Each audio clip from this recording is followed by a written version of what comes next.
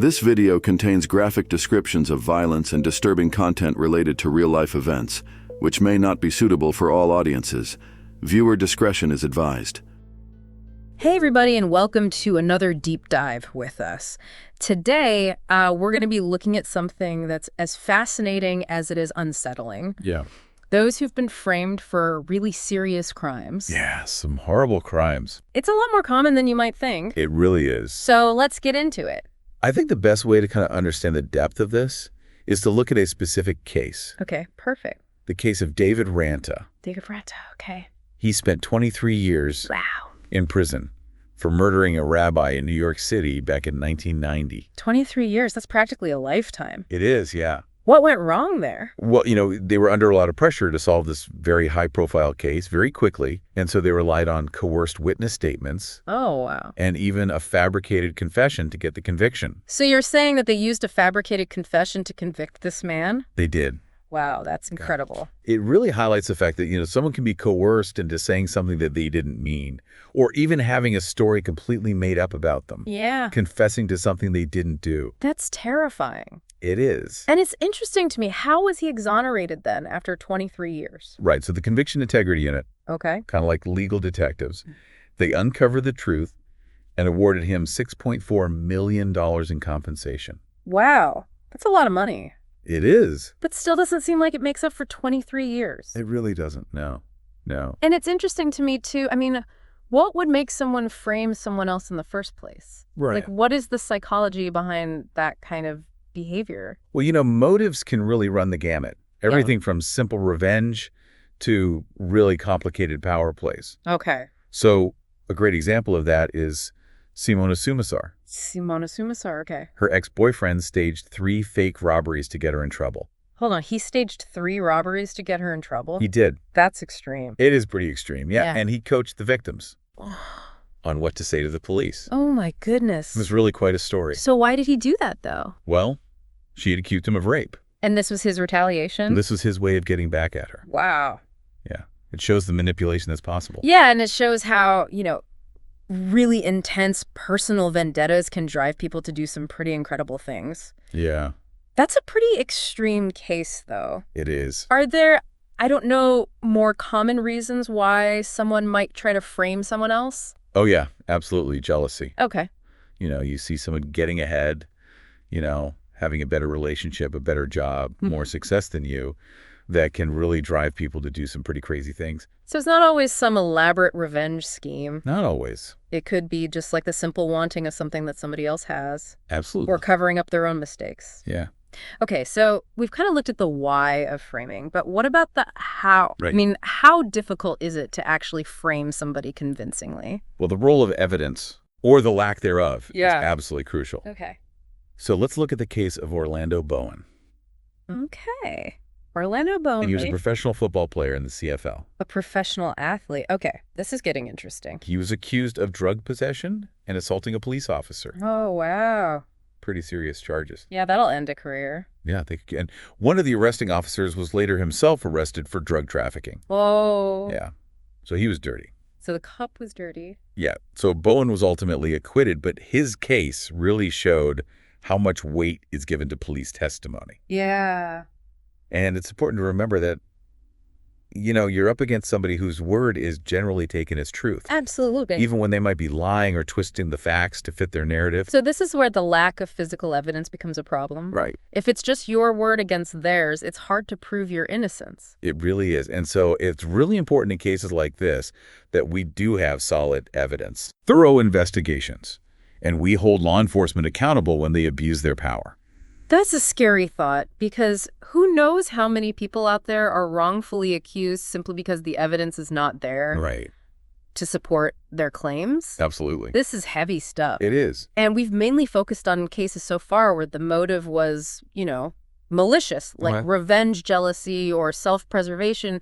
But what happens when the person doing the framing thinks they're actually doing the right thing? That's a good question. Is that possible? It is. So let's look at the case of Joseph Melendez. Okay. He was attacked by a husband who was convinced that Melendez was having an affair with his wife. Oh, jeez. Yeah. And the husband then tried to stage the scene to make it look like he was the hero defending his wife from an attacker. So he was framing Melendez to make himself look good? Exactly. He wanted to be the hero. Wow, talk about a misguided sense of heroism. It is a classic case of confirmation bias. Yeah. He was so blinded by his suspicions that he just created a narrative to fit his beliefs, even though they weren't true. So Melendez becomes the victim Yes. of this guy's delusion. Yeah. It's a reminder that, even with good intentions, you can do a lot of damage if you're not careful. You really can. Okay, so we've covered revenge. Yeah. We've covered good intentions gone wrong. Yeah. What about something a bit more organized? Like what happens when organized crime gets involved in framing, like the mob or something like that? Yeah, now we're entering a whole new level of complexity because, with organized crime, framing becomes less about personal grudges Okay. and more about maintaining power and control. I see. A really good case to illustrate this is Barry Gibbs. Barry Gibbs. Okay. He was wrongly convicted of murder. Okay. And it turns out a corrupt detective was protecting the actual killer who had ties to the mob. Why? So a cop was actively working to frame an innocent man to protect a mob hitman. He was. That's like something out of a movie. It really is. But it goes to show how far-reaching the influence of organized crime can be. Yeah. And how they can really manipulate even those in positions of authority Absolutely. to serve their own ends. Yeah. But it's not just about targeting outsiders. Okay. Sometimes organized crime uses framing to deal with internal power struggles as well. So they would frame one of their own. They would. Why would they do that? Well, power dynamics in organized crime are very, very complicated. I bet. So, take Francis Mickey Featherstone. Okay. He was framed by his own gang, Oh, wow. the Westies, Okay. to remove him from the power structure. So it's almost like a game of chess It is, yeah. where they take out their rivals by framing them. Exactly. That's insane. It's a chilling reminder that within these organizations, a trust is a dangerous commodity. Yeah. And even loyalty can be a liability. We've talked about corrupt individuals and organized crime, but what about when an entire institution is involved in framing, I don't know, the FBI or the CIA or something? Well, the FBI, for example. Sure. There was a case involving the FBI. Oh, okay. Joseph Salvati, Peter Limon, Henry Tamaleo, and Louis Greco. These 4 men were convicted based on the testimony of an FBI informant. Okay. And later it came out that he had framed them. Hold on. So the FBI knowingly used false testimony to convict these men? They did. Wow. Why would they do that? It gets even crazier because they were protecting another informant who was apparently more valuable to them. Oh, my goodness. I get this, J. Edgar Hoover, the director of the FBI, was aware of the whole cover-up. Wow. So this isn't just a few bad apples. This is corruption at the highest levels. Yeah. It raises a lot of questions about the use of informants, the potential for corruption within law enforcement agencies, and the long-lasting consequences for those that are wrongfully convicted as a result. We've gone from personal vendettas to mob hits to FBI cover-ups. We have. That's a lot to process. It is. I think it's a good place to kind of pause and take a breather. Absolutely. We've covered a lot of ground. We have And there's still a lot more to explore. a lot more to explore. Welcome back, everyone. It's really kind of unsettling, as we're going through all these different cases of people being framed for crimes. Right. It really does make you stop and think, like, could this happen to me? Absolutely. It's the unsettling truth, isn't it? Yeah. I mean, it's something that can really keep you up at night, Yeah. knowing that, for whatever reason, someone could just decide to target you. Right. And it feels like with technology advancing so rapidly now, Right. it's becoming easier than ever to manipulate information, It is. create these convincing narratives. And I mean, we've all heard about, deep fakes now Exactly. and how realistic they can be. It's almost like we're entering a whole new era of framing. We are. It's a whole new world out there. And, as technology gets better, Yeah. so do the ways that people can frame other people. So what can we do about it? How can we protect ourselves in this new digital age? Right. Well, it's going to demand a multi-pronged approach, Right. both on an individual level and a societal level. So let's break that down. Okay. What can we do as individuals to better protect ourselves from being framed? Well, the first step really is awareness. Okay. You need to educate yourself about the potential for digital manipulation.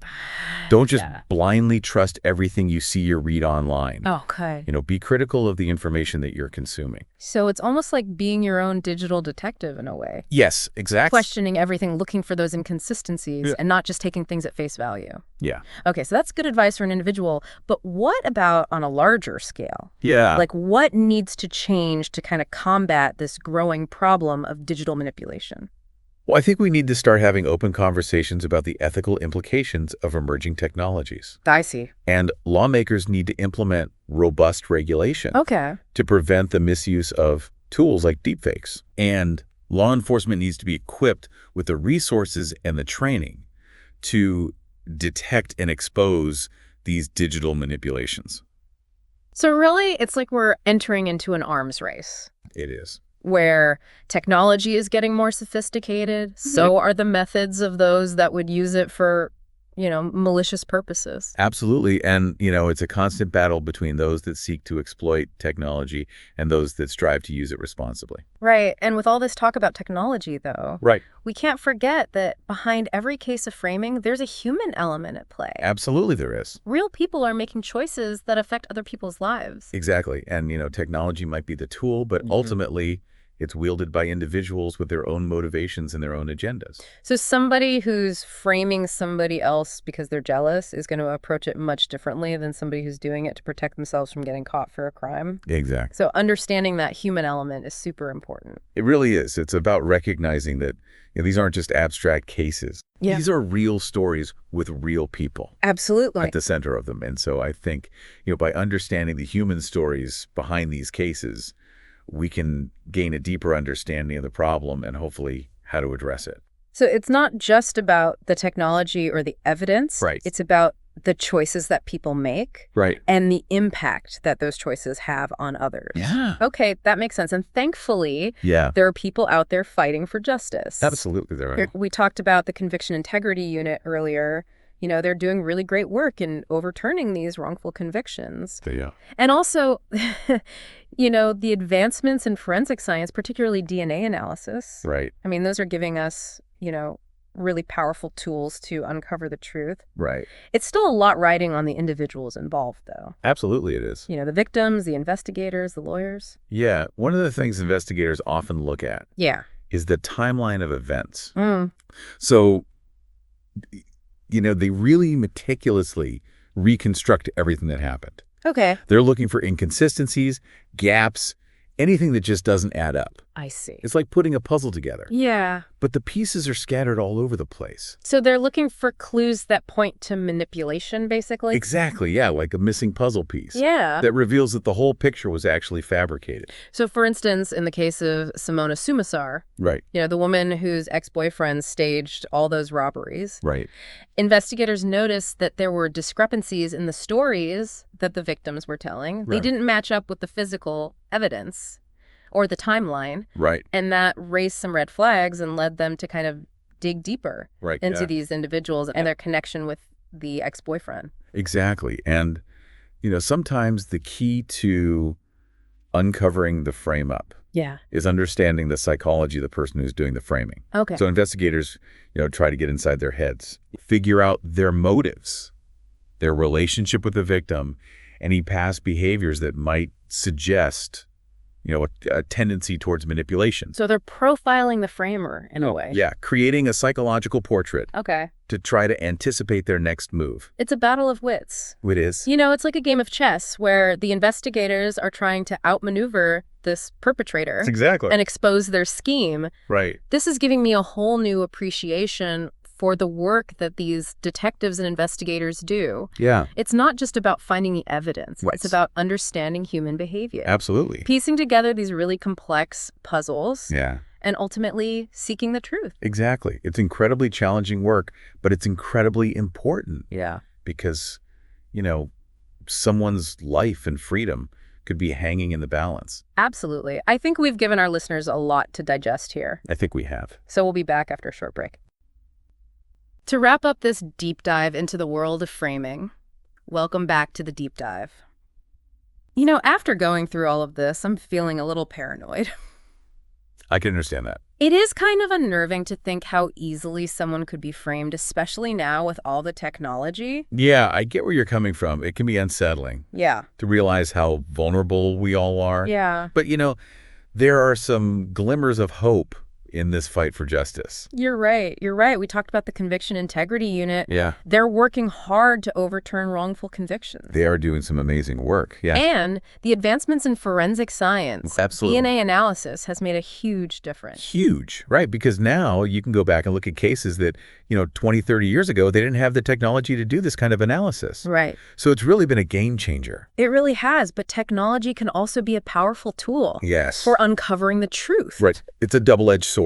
Yes. But think about it. You can use technology now to document your life. Right. Your interactions, your whereabouts. Yes. That kind of documentation can be incredibly valuable if you ever need to prove your innocence. It's like having a digital trail that supports your story. Exactly. But I still think, the best defense against being framed is awareness. I think you're right. Just knowing the risks, being cautious and thinking critically. Absolutely. Awareness is key. Yeah. The more you know about how someone might try to frame you, the better prepared you're going to be to protect yourself. Yeah. And even help others who might be vulnerable. So if there's one thing you could have our listeners take away from this whole conversation, what would it be? I think it would be to never underestimate the power of critical thinking. Yeah. Question everything. Question everything. Don't just accept things at face value. Especially online. Especially online. Yeah. Because, anyone can create content or manipulate content. Absolutely. So be discerning. Be discerning. About what you believe and who you trust. It's almost like a call to action. It is. Be informed, be engaged. Right. And be an active participant in seeking the truth. Don't just passively consume information. Yeah. Question it. Analyze it. Make up your own mind. Yeah, use those critical thinking skills. Absolutely. It's really important. It is. And while it's important to be aware of the possibility of being framed, don't let it consume you. Right. We can't live our lives in fear. Right. But by staying informed, being cautious, and advocating for a fairer, more just system, we can work towards minimizing the risk and making sure that the truth prevails. You're absolutely right. Knowledge is power. It is. And the more we understand about these issues, the better equipped we are to protect ourselves and others. Absolutely. So I think that's a good place to wrap up this deep dive. I agree. Thanks for joining us today on this exploration of the complex and often unsettling world of framing. It's been a pleasure being here. And until next time, keep diving deep.